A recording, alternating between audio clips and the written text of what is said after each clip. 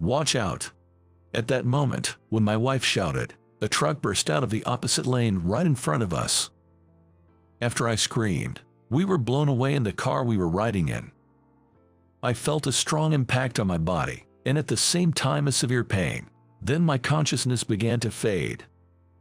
After a while, I heard a beeping sound near my ear and realized it was something like an alarm clock ringing.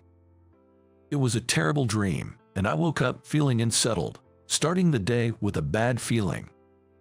It was a gloomy morning. My name's Mike, I'm 35. I've always been a heavy sleeper, hardly able to wake up even when the alarm goes off. When I slowly opened my eyes to turn off the alarm, I saw a plain, unfamiliar ceiling. Huh? The ceiling of my house is supposed to be wood-paneled, but this isn't my home. I tried to get up in a hurry, but for some reason, I couldn't move my body as if I was paralyzed. Confused, an unknown woman spoke to me. "Mike, can you hear me?" I managed to nod faintly and blink, and the woman smiled with relief and then said, "Doctor." Mike's regained consciousness and went to call for the doctor. Could it be that she was a nurse? Turning towards where the sound was coming from, the beeping was the sound of an ECG. As I tried to clear my foggy, just awakened mind, a doctor in a white coat came and started touching various parts of my body while asking questions. "Do you feel me touching here?" When I managed to nod, he told me about how the car I was in had flipped over in a major accident, and that I had been unconscious for 2 weeks since being brought to the hospital by an ambulance. It wasn't just a dream. While I was in shock, the doctor kept talking. "You were lucky. Given the severity of the accident, there's no paralysis other than a broken leg. Rehab will be tough, but you've got to hang in there." I was worried about my wife and wanted to ask about her, but my voice was hoarse and wouldn't come out. The doctor, seeing my struggle, assured me that he would contact my family soon. It seemed he understood what I wanted to say. Unable to move freely, I had to wait anxiously in bed for my wife, Emily, to come. Soon after, I started rehab as my condition allowed. As the doctor said, after lying down for 2 weeks, my body felt heavy and it was very hard to move freely. Getting up was out of the question. I never imagined something like this would happen. After rehab, as I dozed off from exhaustion, my mom rushed into the room, held my hand, and cried with relief that I was awake. But I couldn't see Emily. When I asked where she was with all the strength I could muster, my mom told me she had been taken to another hospital. When I asked about her condition, I was told it wasn't anything serious, which eased some of the anxiety that had been clouding my mind. Breathing a sigh of relief, I deeply realized just how much I can't live without my wife. I wanted to hear her voice right away, but our phones were broken in the accident and unusable. It was frustrating not to be able to call Emily's hospital directly. And my mom told me that focusing on rehab to get moving as soon as possible was a priority. I was worried about Emily, but if she was in the same condition, she wouldn't be able to call. But still, I can't help but worry. The only way I can see my wife is to get moving again and visit Emily at the hospital where she's admitted. With that resolve, I pushed through rehab with the help of the therapists, desperate to get better. Thanks to all the hard work in rehab, I gradually started to be able to sit up and eventually could move myself to a wheelchair on my own. Mom bought me a new cell phone, and I tried calling Emily, but it didn't go through. Maybe she hasn't gotten a new phone yet. Mom said her injuries weren't serious, but what if she's hiding the fact that Emily's really badly hurt from me? When I pressed Mom for the truth, sure enough, she turned her face away. I don't want to think this, but Emily hasn't passed away, has she? I begged Mom to tell me the truth, and, furrowing her brows, she sat down on the chair next to my hospital bed and dropped a bombshell after telling me to calm down and listen. Emily's injury wasn't serious. She's already been discharged from the hospital, she said, but, well, she wants a divorce. She sent the divorce papers over. Looking at the divorce form handed to me by Mom, Emily's name was indeed written in her handwriting. This can't be happening. It's impossible. I can't understand why, and when I try calling her to ask for a reason, even if the phone is broken, it should at least ring, but it doesn't even do that. While I was holding my head in despair, Mom looked at me with a pained expression and said that Emily had apparently been considering leaving me for a while. But I never noticed any signs of that before. I don't know what's going on. Holding the shaking divorce papers in my hand, Mom said that since I couldn't get in touch with Emily, I might as well fill them out and send them in. At this point, I have to get better enough to go see her in person. With the sole intention of seeing my wife, I rehabbed not just in the rehab room, but also at my bedside, and 2 months later, I could walk on my own and was finally discharged. Returning home after a long time, I was confronted with the fact that all of Emily's things were gone, which made me collapse onto the floor in despair. I felt so pathetic and miserable. But I can't be satisfied without talking to her directly, so thinking the only place she could be was at my in-laws, I rushed there right away, hoping that Emily still had some feelings for me. Wishing that she would tell me she doesn't want a divorce, I sped off in a taxi. When I arrived at my in-laws and rang the doorbell, my mother-in-law answered the intercom. "It's been a while, it's Mike. Emily's there, right? I really need to speak with her, so I came over." To my surprise, she sounded shocked and said Emily wasn't there. And without even letting me in the house, she told me that they also agreed with the divorce and asked me never to come back, and after that, just like with Emily, I couldn't get through to the in-laws' house either. For a while, I waited for a call from Emily while staring at the divorce papers, but realizing she no longer had any feelings for me, I had no choice but to submit them. If it weren't for that accident, we would still be a happily married couple. No, but Mom said Emily had been thinking of divorce for a while. Maybe I just never noticed how she felt, even after all these years living together. Losing my wife makes everything seem gray. Her bright smile and laughter keep coming and going in my mind. Will I never see her carefree smile or have a casual chat with her again? My dream was to grow old with my wife at a leisurely pace, but it's been cruelly dashed. Dream can be fragile sometimes. With a heavy heart, I went back to work, starting part-time and gradually increasing to my normal workload. Half a year after separating from the love of my life, I worked desperately without distraction to cut off my feelings for her.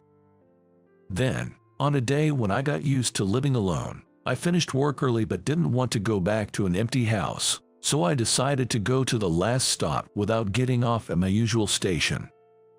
It took over an hour from my house, and it was my first time getting off at this station.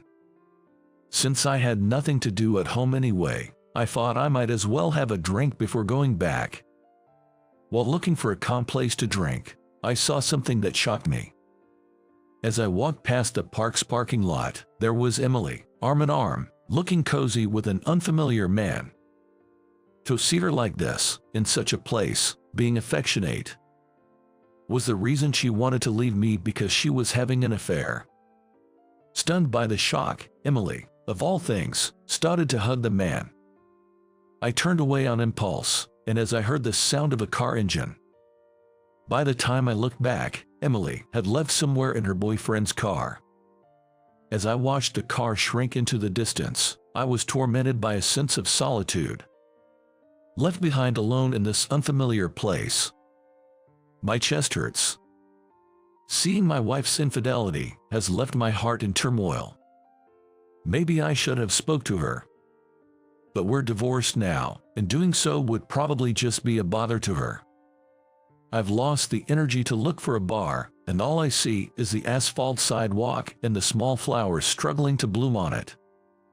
Their resilience makes me want to cry. Pretending to wipe sweat, I use my handkerchief to dry my tears, and I spend the whole train ride home looking down. Before I know it, it starts to rain, and drops patter against the window. When I arrive at my usual station, the rain pours down as if to reflect my mood. Feeling like crying, I walk home in the rain without an umbrella, getting soaked to the skin. I wish I could disappear with this rain. I don't want to go back to that dark house. But as I walk, I see lights on at my place. I couldn't help but quicken my pace. My pace quickens, thinking maybe, just maybe, Emily has come back. I hurry to unlock the door, and as I step in, I'm greeted by the smell of delicious cooking. As I call out I'm home and open the entrance, I hear the sound of footsteps rushing towards me. Oh dear, you're soaked. Didn't you have an umbrella? Go take a bath quickly. It wasn't Emily, but my mother who came over to cook. Worried by my obvious disappointment, she asks if I'm okay, and I tell her honestly that I saw Emily today. Suddenly, my mom went into another room to make a call, then came back with unexpected advice. Go back to where you saw Emily tomorrow. I ask why, but mom only says, I'll understand if I go. She tells me to see for myself, but is she implying that I need to face reality? However, what really caught my attention was the unusually serious look in mom's eyes after she hung up the phone. Reluctant but having the next day off, I went to the park at the same time I saw Emily. And there they are, Emily and the man from yesterday. Today, I'm going to talk to them. If it doesn't work out, I'll put an end to my feelings. As I watch the two, they head back to the parking lot. I rushed over, and something was off. Emily in a wheelchair. I thought her injuries were minor. As Emily caught my gaze, she put her hand to her mouth and gasped in shock. Why, how, Mike, what are you doing here? Hearing those words, the man with her also expressed his surprise in much the same way.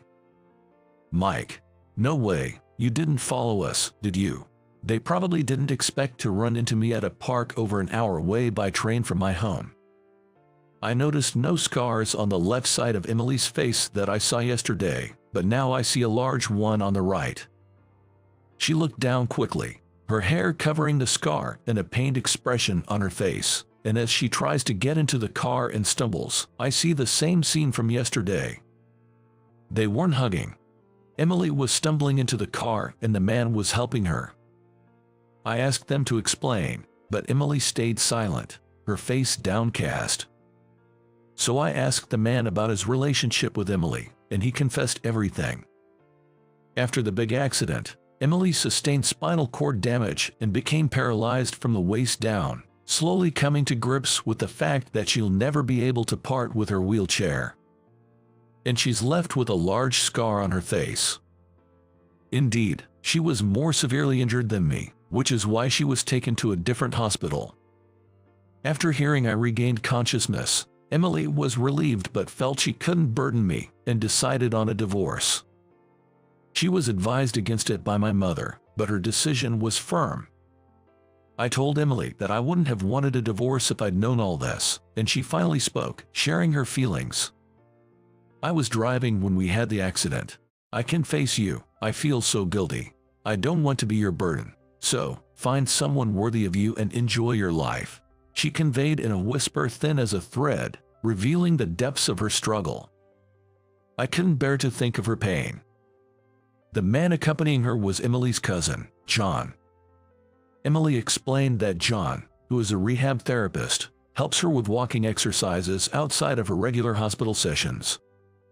But I just can't walk, she admitted, a look of utter defeat crossing her face as she slapped her unmoving legs. Could it have been Emily my mom was calling? When I asked, Emily said she hadn't received a call, but her mother had last night. The timing matched, and it must have been our parents stalking. They probably hoped we would get back together. I still love Emily, I told her, unaffected by her paralysis or the scars, but she didn't nod in agreement. I decided to wait for as long as it takes for Emily to change her mind and asked John to let me take over her rehab. After some initial hesitation, she began to see improvements from her sessions. Today, she stood up for a few seconds. You did it, Emily. Her smile brought back memories of our time as husband and wife. It was now or never. With all the courage I could muster, I laid bare my feelings. "Emily, marry me again. If you're smiling beside me, that's all I need for happiness. Marry me. Think of it as saving me, please." Her hand in mine, her warm tears fell. This warmth is nostalgic. "Are you sure I'm enough?" she asked. "It has to be, Emily," I replied and hugged her tight. Amidst sobs, Emily accepted my proposal. She must have wanted to cry for so long. "We'll share our sorrows from now on, Emily." Our gray life had ended, and my life began to shine with rosy hues. We went straight to Emily's parents to get their blessing for our second marriage, and her mother said it was just as she planned. Indeed, it was Emily's mother my mom had called. The cupids of our love story were our mothers, a slightly surreal thought, but I was only grateful. My gloomy feelings cleared, leaving me feeling as fresh as a clear blue sky. Emily shared my feelings and smiled. Our parents approved of the remarriage, so everything progressed smoothly. After submitting our marriage registration, I took some time before inviting my wife back home. I made our home wheelchair accessible for her comfort before Emily returned. The happy days I spend with my wife are incredibly precious to me. Then, I searched far and wide for a doctor who could treat the scar on her face, and we successfully scheduled the surgery. Hearing that the scar would be much less noticeable, Emily was overjoyed. I vowed to not only heal the scar on her face but also the scars on her heart, promising to protect Emily for a lifetime.